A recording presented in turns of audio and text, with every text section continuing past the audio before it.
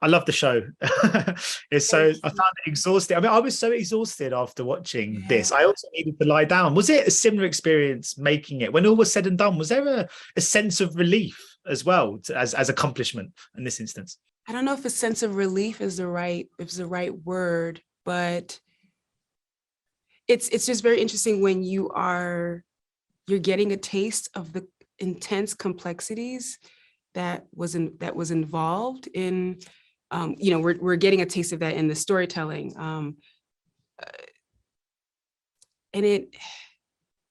then kind of seeing it mirroring back to what's happening now with COVID. It's just a great reminder of how relevant it was and still is, and at what point can things change? And my hope is that people watch this, have discussions, and people don't agree about what they've experienced in the series, but maybe there's a deeper awareness of maybe what can change so that something like this doesn't ever happen again. Yeah.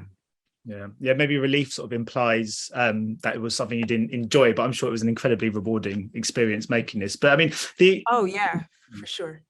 I mean, the effects of Hurricane Katrina are just so devastating. But what are your memories from that time?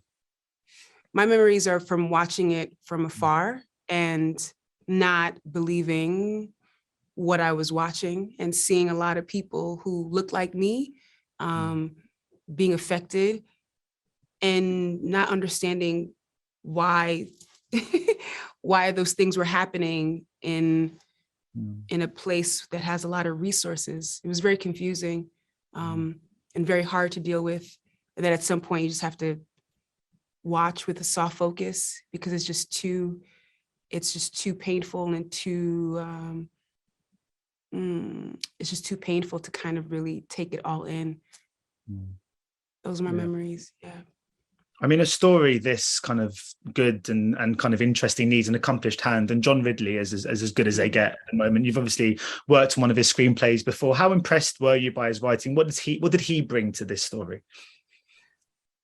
I think what John Ridley and Carlton Cuse brought was such care and tenderness in the storytelling, but also in terms of the fact that we were all coming together, and that we needed to handle this story with care. But they led by example, just in terms of like the conversations that were had. They were open to talking through things and really bringing together a group of people. I don't know how they did it, but a group of people that just were where I felt completely supported in telling a very complex, intense story.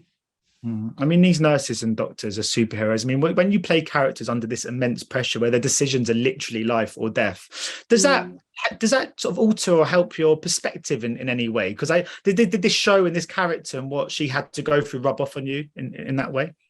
It's interesting. I have family members who are healthcare professionals, and even though they're my family and I think I have an idea of what they do, just this very, in my opinion, surface in the sense that I'm not on the ground. I'm not on the ground.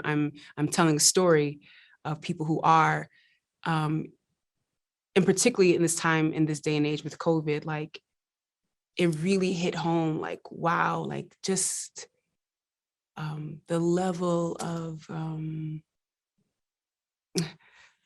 of intensity of what they do and how important they are and how much they are taken for granted. That's one thing I really got really clear, is like, wow, these people are taken for granted because they are literally on the front lines with little support in many cases. And in this case, in the series, the system completely broke down where they had to basically fend for themselves, patients in the hospital and the families. Yeah, well, brilliant. Well, thank you so much. I completely agree. Thank you so much for your time today, and best of luck with the release of the show. Thank you. I appreciate you. Ladies and gentlemen, you're watching Hey You Guys. Hey You Guys, huh? Hey, you guys. Is that from the Goonies? It is indeed, yeah. Nice. Hey